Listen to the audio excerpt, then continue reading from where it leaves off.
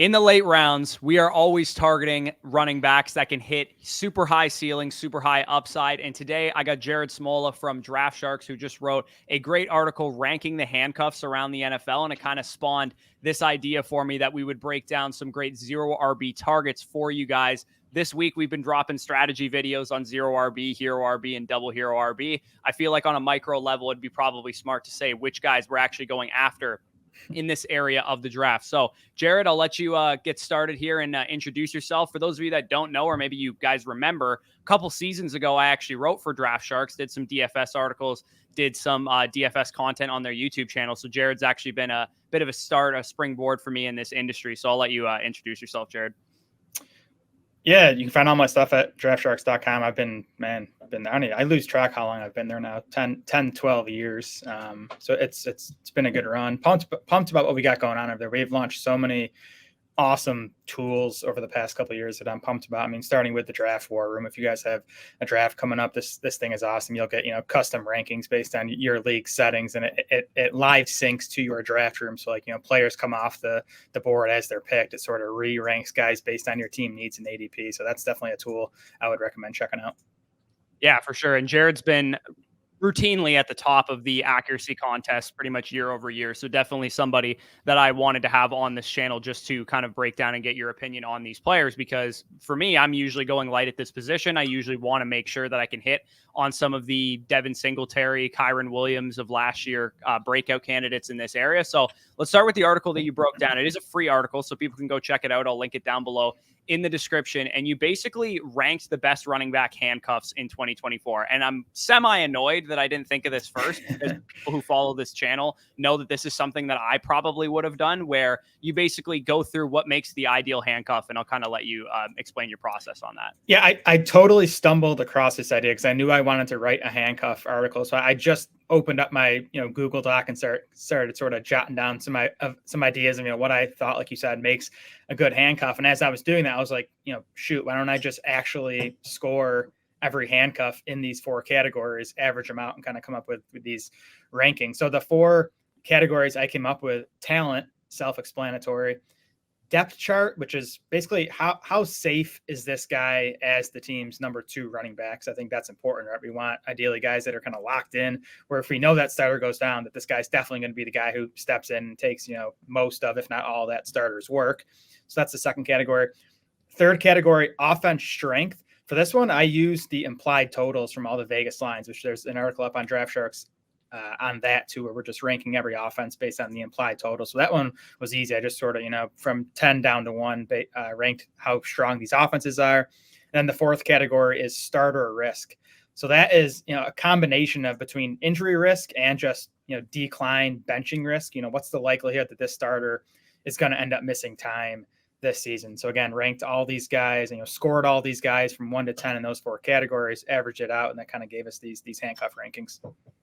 Yeah, because as we know, running back handcuffs are not all created equally. There's been periods of time where we've known a couple great handcuffs. I think a couple years ago we had the Alexander Madisons of the world, the Kareem Hunts of the world, where we knew if Dalvin Cook or Nick Chubb went down, those guys were going to be just absolute locked and loaded workhorse running backs. There's varying degrees of handcuff. Not every number 2 running back around the NFL is going to get a huge workload if the starter goes down, and B, actually good enough to do anything with that workload. And I think a good example of this last year was in the 14th round of my home league. I drafted Deion Jackson because Jonathan Taylor came into the season kind of banged up. And of course, Zach Moss was the guy that you actually needed there. So sometimes we don't even know who the number 2 guy is, which is, I think, an important part of this. For example, in Atlanta, we know Tyler Allgeier is the number 2 guy, but there's other backfields where it's a little bit more up in the air. You have Rico Dowdle listed there. With the Cowboys, it could be Royce Freeman as the number 2 back for all we know, because they've been talking him up. So let's go through kind of the first couple handcuffs that really rated out as the top end guys.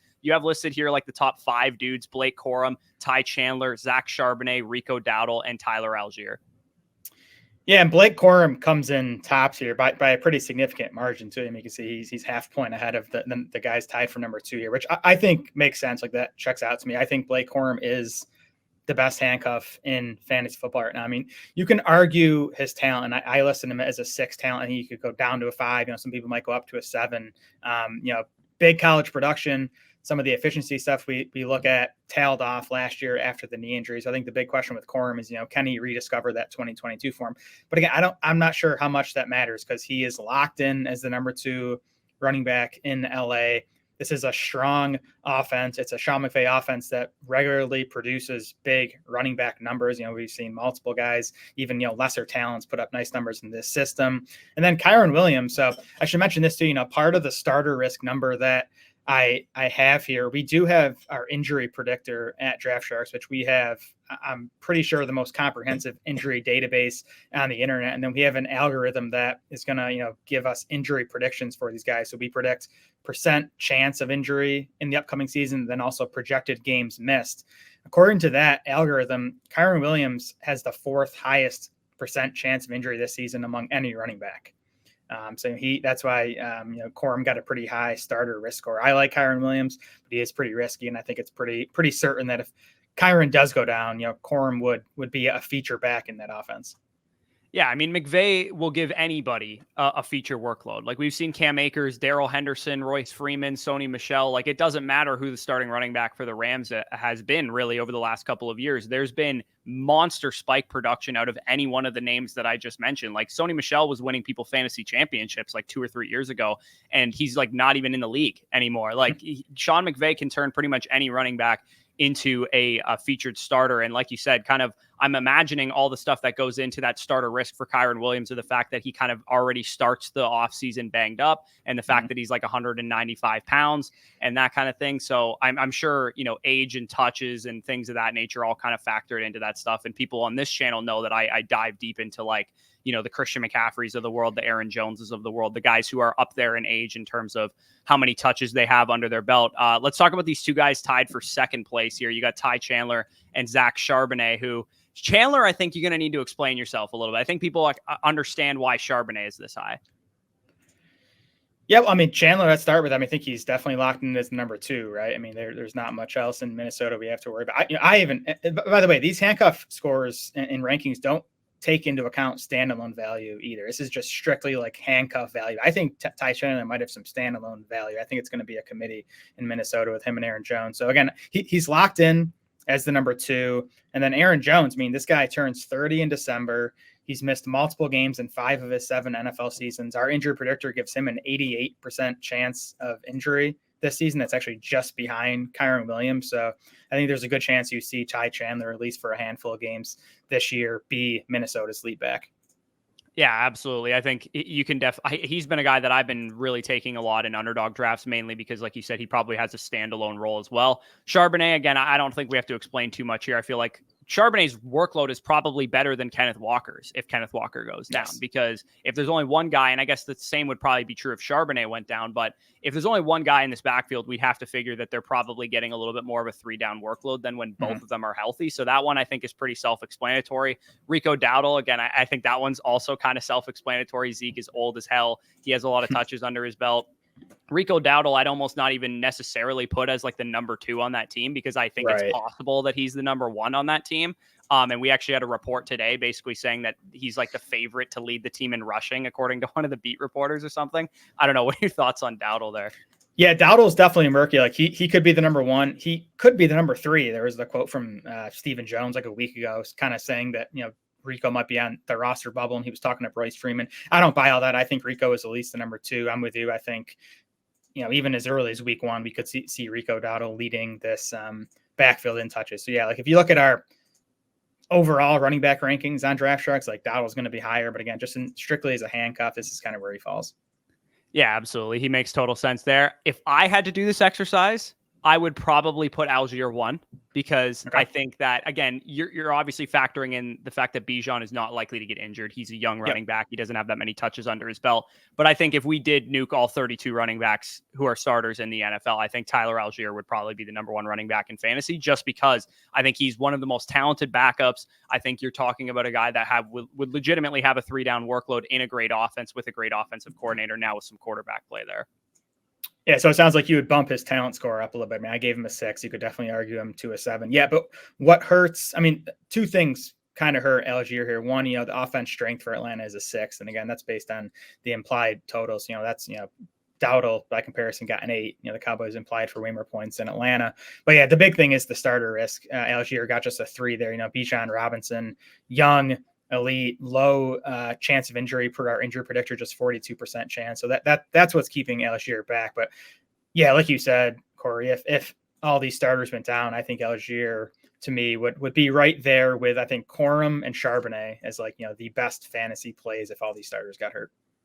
Yeah, for sure. So let's rip through a couple more here. You got Trey Benson, Marshawn Lloyd, Dameon Pierce, and Jaylen Wright all tied at a 6.0 score here. I think you could make the argument that some of these guys are in more kind of like ambiguous backfields than they are like prototypical handcuffs. And for that reason, some of these guys would have some standalone value. And specifically, I would say in Trey Benson's case and Jaylen Wright's case, maybe some like late season upside that they could just outright supplant the starter in front of them. Whereas Dameon Pierce and Lloyd, I think it would be more likely that if the starter doesn't go down, they're probably just pure handcuffs. Yeah, for sure. And Jaylen Wright's the first guy we go to here. I think that there are 7 guys on this list who are actually, their team's number 3 running backs, where it's just the top 2 are just too much of a committee to consider either guy a handcuff. So I just went with the third guy. And I did kind of factor that into their depth chart and starter risk scores. I kind of lowered those to, account for the fact that these guys are third on the depth chart. But I mean, Jaylen Wright, I think, has 2 outs here where if either Mostert or Achane went down, like Miami does not want to hand either of those guys a massive workload. So I think if either Mostert or Achane went down, you'd see Jaylen Wright mixing in for, 8 to 12 touches. And I just think, he was a prospect that I think definitely could have gone either way in terms of, hitting or not, but landing in Miami definitely helps his chances, right? Like, I think that's the ideal fit for him. Yeah, I mean, I had him comp to kind of like one of these raw Miles Sanders-y kind of prospects where you get the great athleticism. You need a little bit of development on his front, but playing behind a veteran running back like Raheem Mostert in a system that really rewards running backs who can create stuff on their own with their own athleticism, like we've seen from Achane last year. I think Jaylen Wright is the best like dual handcuff upside running back in fantasy because, like you said, I would imagine, I don't have it in front of me, but I would imagine Raheem Mostert ranks probably first, if not extremely high on chances to get injured this year. Yes, I don't have it in front of me either, but I know he is definitely in the top 5. Yeah, exactly. Pierce has been one of the guys for the Texans that I've been drafting a lot of because, I mean, I don't know what his deal was last year. He clearly wasn't the same player, or maybe it wasn't a good scheme fit or whatever the case is. But I think Mixon is also the type of dude that you would pencil in to potentially miss some time, given that he is older and has a lot of touches under his belt. So Pierce, for the longest time, he was an 18th round pick in best ball. And I've been absolutely hammering the crap out of Dameon Pierce because the upside is a top 5 scoring offense's goal line back if Joe Mixon is down. Yeah, for sure. And by the way, Mostert's our third most likely running back to get injured. Joe Mixon's sitting here somewhere around like 15th. So definitely with you there. Pierce is tough. I mean, yeah, I think it was the scheme fit last year that was the issue for him. And they're back in the same scheme this year. But there's been some positive buzz from the coaching staff, a lot of it actually on Pierce's offseason, kind of how he's progressed, which we didn't hear much of, if any, last year. So that's definitely positive. And again, like, talent is just 25% of this equation. That might even be way too heavily. Like, we just want backs that are going to get the ball if the starter goes down. And I feel pretty confident Pierce would be that guy for a good Texans offense if Joe Mixon got hurt. Yeah. I mean, if I think of like, if I just simulated to week 7 right now and looked at my week 7 running back rankings, like there's going to be guys who are total slappies in my top 15, top 20 running backs. That's why we value handcuffs. And that's why we care about backup running backs, is because if you're talented, great. Like that definitely helps you out. And Trey Benson, Marshawn Lloyd also kind of fit that bill as well. But like, you don't even have to be talented if you're going to be like getting a workhorse role. Like, I don't think Zamir White is very good, but he was a guy that people could start in their lineups down the stretch last year when Josh Jacobs was out for a couple games there. So let's move past that range. Again, Benson and Lloyd are both guys that could maybe have some late season appeal. I specifically Benson with James Conner's injury history and the fact that I think I had him rated as the best running back in the class, if not a top 2 running back in the class. So he specifically, I think it's tough because Conner is a great player. And I'm not going to shit talk James Conner as a player, but I actually think Benson needs to learn a little bit from a player like James Conner, just from like a real football standpoint. So Benson, I view as, technically he's a handcuff as of now. Everything they've said in camp has been Conner's our dude. Benson's clearly not going to, compete for the starting job in week 1. But I do think that Benson has a chance as the season goes along to maybe take over that role, even if Conner's just like not 100%.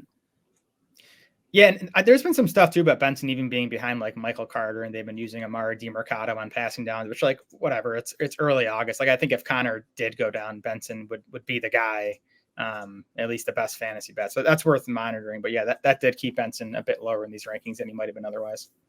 Yeah, I think also too, like we've seen sometimes that like running backs like their certain archetypes to play certain roles. So like they're going to say Michael Carter or DiMercato, whoever the pass catching back is ahead of Trey Benson on the depth chart because Trey Benson is Connor's backup, not necessarily the number 2 back in terms of overall snaps if everybody stays healthy.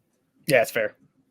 All right, so talking about some obviously lesser guys because we're going down these handcuff scores here. You got Bucky Irving, Antonio Gibson, Elijah Mitchell, Chuba Hubbard, who of course definitely has a chance for a standalone role early on in the season with Jonathon Brooks coming back. Anybody stand out to you there, or are you kind of just, yeah, they're all backup running backs and they're fine? Yeah, well, to me, the interesting guys are the guys that have the big offense strength scores. So that would be Elijah Mitchell, who gets a 10, and then even a bit farther down, Clyde Edwards-Helaire, who I put in here as the Chiefs handcuff still, but it might beat Deneric Prince. You know, I gave CEH a 1 for depth chart score because I'm not sure. Prince has been running ahead of him throughout camp. That might just be because they know what CEH is, which is, you know, not a very good running back, but they might want to just give Prince a chance to see if he can be the guy. So whoever wins that job in Kansas City, super valuable handcuff. We have Isaiah Pacheco as the second most likely running back to get injured this season. So just a big opportunity in an awesome offense. And then, obviously San Francisco, Christian McCaffrey already dealing with an injury, but even with Elijah Mitchell, there's been some Jordan Mason buzz. Elijah Mitchell's hurt now already. He, is quite a big injury risk. So we'll have to see who wins both of those jobs. I think whoever wins those number 2 jobs will probably end up rising these rankings, by late August. Yeah, quickly, I just want to know what goes into the Pacheco potentially being the second highest injury risk because he's young. He doesn't really have a whole lot of injury history, at least in terms of that kind of thing. Yeah, he's young, but he does have quite a few injuries. And we even go back to college with some of these. So those are baked in. And then the other, just big variable in predicting injuries, especially at running back, is just projected touches in the coming season. More projected touches in the coming season increases injury risk. We have Pacheco projected for quite a big workload this year. So he does come out as the second biggest injury risk at running back. Yeah, for sure. Yeah. So going through the other guys, I mean, there's not a whole lot of like interesting players here. Like I was once a guy that was defending Tank Bigsby Bags because I thought he was a half decent player. He looked like one of the worst, probably the worst running back in the NFL last year. Then you also have Kendre Miller, who Dennis Allen doesn't really seem to even acknowledge exists. Audric Estime and Tyrone Tracy have been huge targets of mine late in best ball drafts as well. Anybody, we can kind of just skim over these last couple. If there's anybody that sticks out to you, you can kind of just call them out. Otherwise, we'll get into the 0 RB targets at the end here. Yeah. Tank Bigsby is interesting. We fight about him a lot around the Draft Sharks office because I'm sort of with you, Corey. Like his rookie year was about as bad as it gets, and I didn't even love him much coming out as a prospect. But like, there's been buzz on him again this spring and summer. They didn't really add anything. Like he should have a clear path to the number 2 if he's not horrible, and it's a pretty solid offense. So like I'm still open to Tank Bigsby. I take shots on him in round 18, round 19. But I will not be surprised if he's, out of the league in 2 or 3 years. He might just be bad. Yeah, totally. And then, Estime and Tracy, like I said, I think both of those guys fit into the next conversation that we're going to have here. And we can kind of transition into favorite 0 RB targets who are more so like not necessarily the guaranteed backups. They actually have a chance to have standalone roles, or they have a chance to at least provide some late season upside. So for me, going over some running backs who are kind of ranked outside the dead zone is like kind of the cutoff that we're talking about here, who you think are great for either managed leagues or maybe best ball. I would say most of the people listening to this are probably focused on managed leagues who they know when to start these players, but excluding kind of the raw handcuff targets in the late rounds, who are your favorite like 0 RB targets? Yeah, well, I'm glad you mentioned Estime because I'm just big time in on Denver's backfield. I try to leave every best ball draft I do with at least one of Javonte Williams, Audric Estime, or Jaleel McLaughlin. And a lot of that is just Sean Payton. Sean Payton produced a top 22 running back in PPR points per game in all 15 of his seasons as the Saints head coach. That streak was snapped last year in Denver. But the Broncos as a team last year still ranked 6th in total running back PPR points. There were still a lot of fantasy points to go around in this backfield. They just happened to be spread. And maybe that's the case again this season. But Javonte Williams is one of my favorite targets at ADP right now. We know he was, inefficient last year. Not a surprise coming off that injury. That was a nasty knee injury he suffered. I think, the team knew, we should have known that he was not going to be the same player last year. But there's been a lot of positive buzz from both the media and Sean Payton himself on how Javonte has looked in camp so far. And if he is healthy, like, he was a really strong prospect coming out, really good tackle breaking numbers at North Carolina, was pretty good his first, season and a half in the NFL, 4.4 yards per carry before that knee injury, 59 catches in his first 21 NFL games. Like, he's the back in Denver that can do a lot both on the ground and in the passing game, right? Like, I think Jaleel McLaughlin kind of is what he is. He's going to get 8 to 12 touches per game, useful in best ball for sure. Estime, I think he's an early down guy, probably not going to contribute in the passing game. Javonte is the guy where if he's healthy, he can be, something close to a 3-down back. It's so weird when you look back, you're like, oh, Javonte did nothing last year. Like, I'm assuming most people assume that he did nothing last year, but he literally was 15th in weighted opportunities per game. Like, he had 58 targets and 217 carries in a season where he totally did not look like he was a healthy player. And they still gave him all of that work. So knowing that, at first the offseason started out and people were like, oh, Javonte Williams, probably not going to lose his job. People said there was that report that he might be on the roster bubble or whatever it was. But then now all the buzz has been positive on him. It's been, he looks better. He's slimmed down. He's work ethic. He looks healthy. All this kind of stuff has come out with Javonte Williams. He was a guy that I was so high on entering his second year, and he absolutely burned me with his ACL tear that he suffered in week 2 of that season. So I hesitate to go back in on Javonte Williams, but I think the price tag that you're getting on him, especially in managed leagues, you're going to know when to start this guy. If 8th, 9th round, you get Javonte Williams after you already draft a bunch of wide receivers, quarterback, tight end, maybe a hero running back start or whatever, you're going to lock him right into your RB2 slot. Yeah, and again, I'm not huge on taking my own running backs handcuff, but when they're this cheap, I think it makes a ton of sense. Take Javonte in round 8, take Audric Estime in round 15 or 16. I think there's a good chance that one of those guys is someone you can feel, pretty good about starting on a week-to-week basis.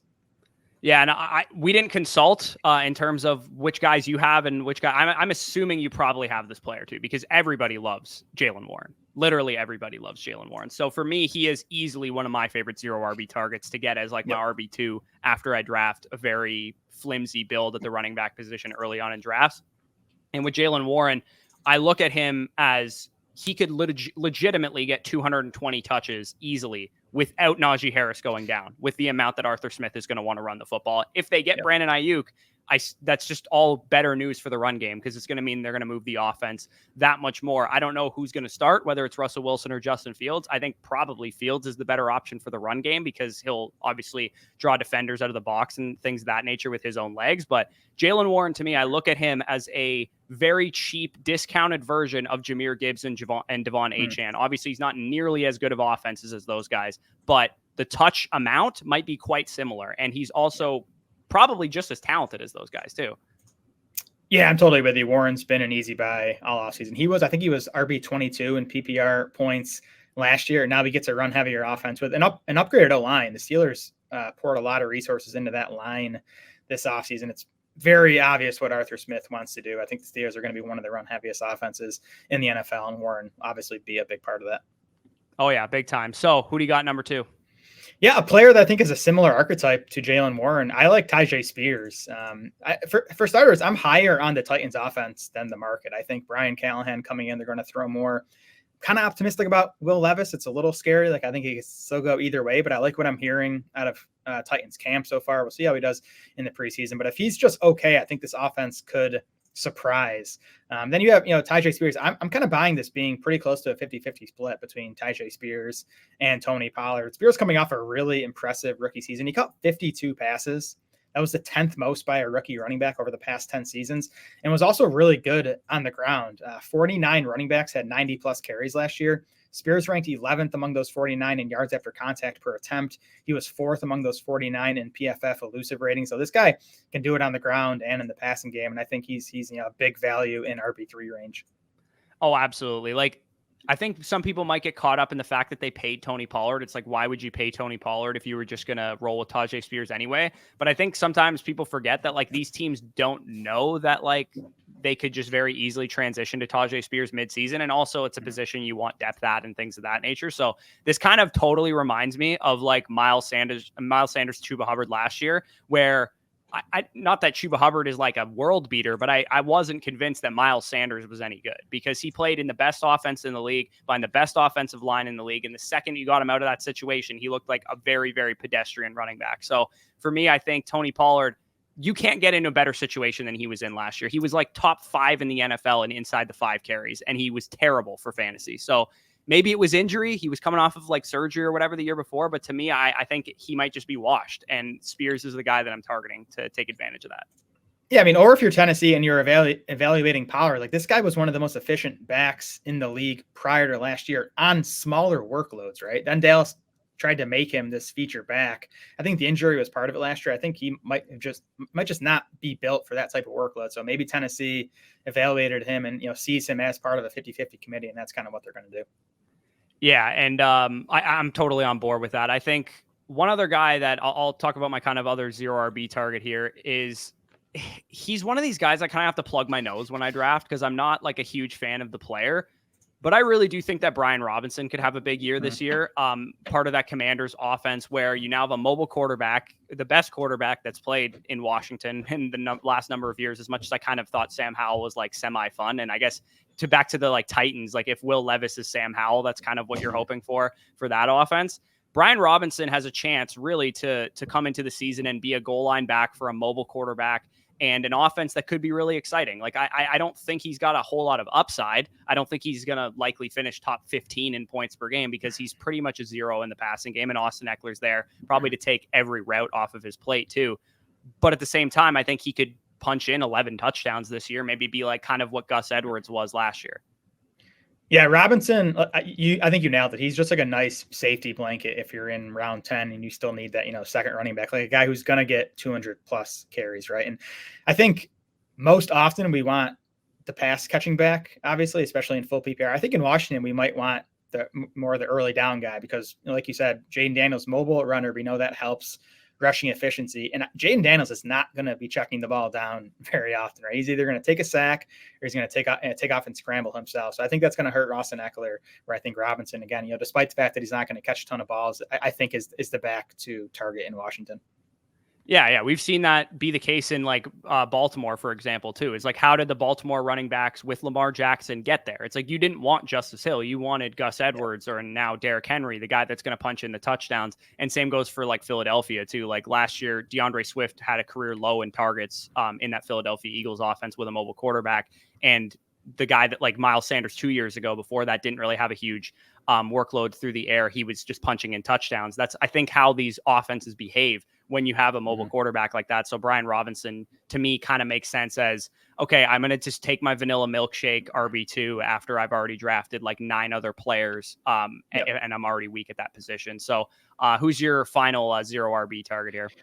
Yeah, I've been drafting Jonathon Brooks all offseason. I'm just going to continue drafting him as he, probably drops in price now. We got the news from Dave Canales that Brooks is not going to play in the preseason, might not be ready until week 3 or 4. That's obviously that's honestly behind schedule where I thought he'd be. I thought he'd be ready for week 1. Not to say that he would have been, a big fantasy factor early in the season, but he's maybe a few weeks behind where I thought he'd be. But I still think over the second half of the season, and especially if we're talking, these big basketball tournaments or even some of the, bigger managed tournaments like FFPC main event, like we want these guys peaking late in the season. And I still think Brooks could be like a top 15 running back over the second half of the season. I'm a big believer in his game. I think he's a 3-down back. He has the size to be a 3-down back. The Panthers obviously love him. They traded up to take him 46th overall as the first running back off the board. And I just, Chuba Hubbard is his biggest challenger for touches. And if Chuba Hubbard's your biggest challenger for touches, like that's a pretty clear path to a big workload.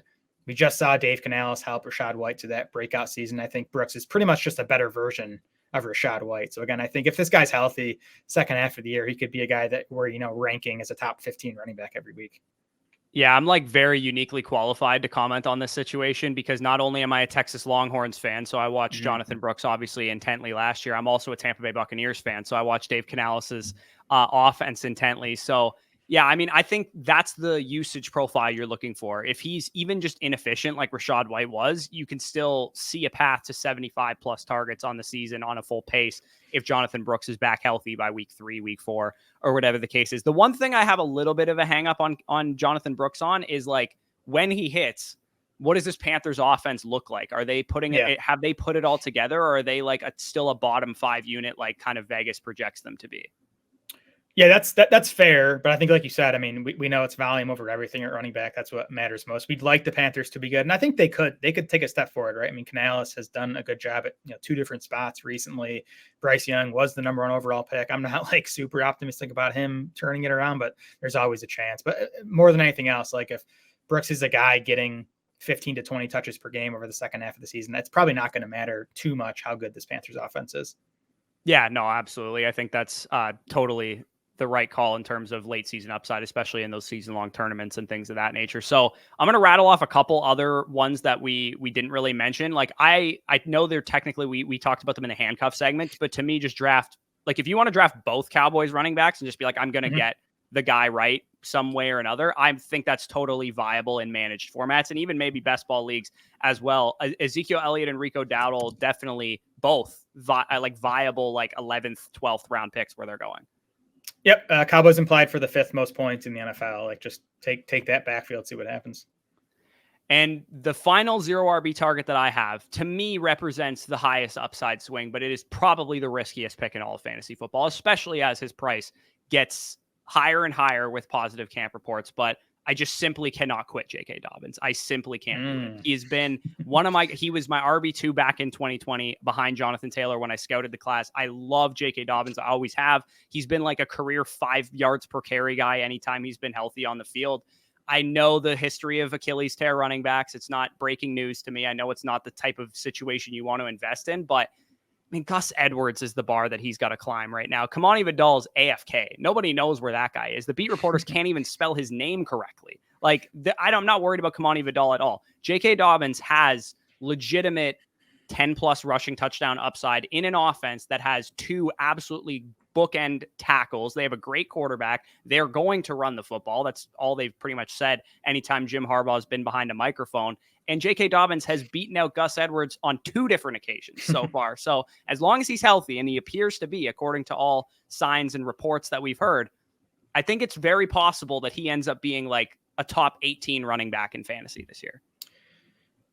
Corey, J.K. Dobbins sunk my fantasy season last year. We always talk about, making sure you're careful with your exposures. I was not careful with my Dobbins exposure last year. I had way too much of him.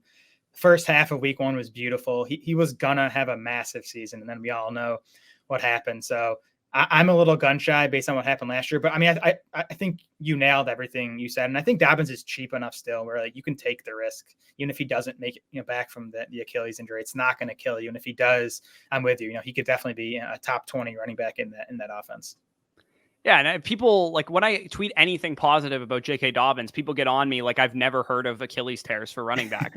I'm well aware of it. It's just the difference is that Cam Akers coming off an Achilles tear was a 5th round pick. James Robinson was a 6th round pick. Marlon Mack, a 7th round pick. Like, we're not paying that price tag for J.K. Dobbins. Like, if you draft him in a managed league in like round 13, where he goes on home league sites right now, and he sucks, you cut bait with him and you churn the waiver wire. If you draft him, all my like closing line ADP looks beautiful on Underdog right now because I got him in like the 190s and he's like a 150s pick now.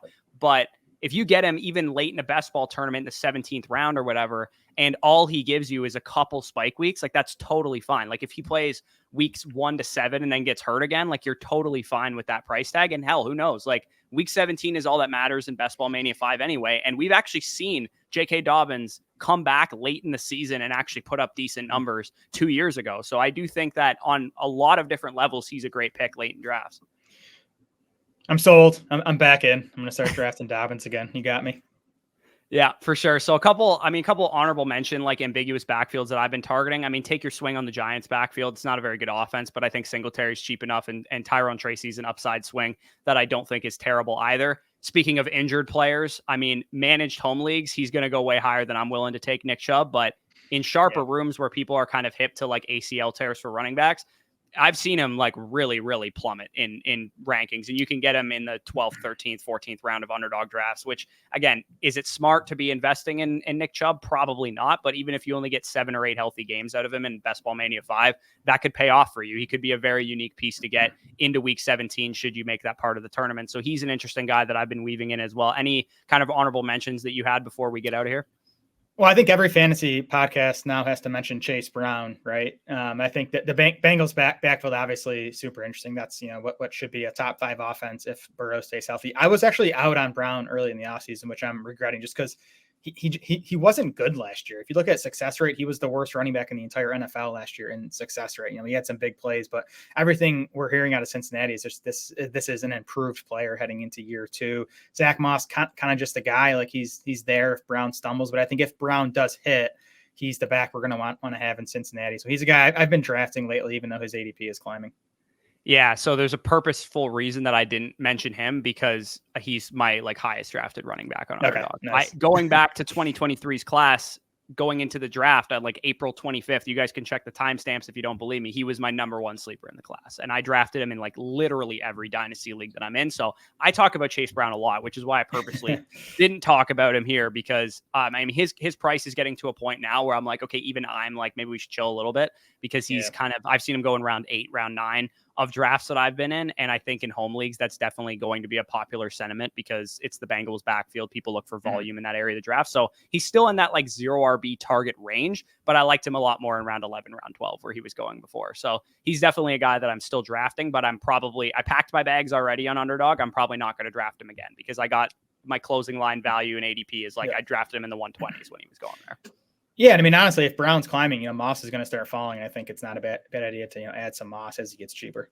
Yeah, because I didn't draft him at all when he was going in the 70s or 80s. So I definitely need to weave in some Zach Moss and kind of balance out my exposure to that backfield. Because I do think it's possible that one, if not both of these guys, actually have some decent run and maybe pay off at their ADPs. So appreciate you for joining me here, Jared. I think this was a good discussion, giving some people some late round targets at running back, because especially the way that we talk about running backs on this channel, it's very likely that they're going to need running back help late in their draft. So again, give one more shout to where they can find your work, where they can find you on X, Twitter, whatever you're calling it. And appreciate you for coming on.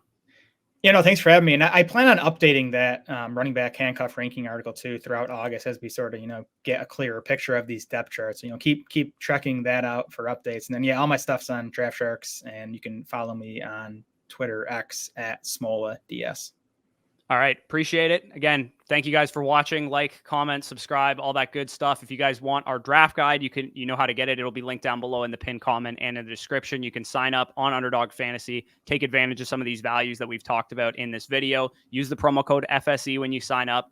Deposit $10 and the draft guide will be in your inbox within 24 hours. Or if you already have an Underdog account or you're in an eligible state, can't play where you live, you can also head to flockfantasy.com and use the code FSE over there for 7 days for free, 30% off any of the packages there. And also you'll get our dynasty draft guide, our redraft guide, our trade value charts. All of our content is on flockfantasy.com. So in addition to our actual draft guide, you'll get a ton more over there. So with that being said, peace out. We'll talk to you soon.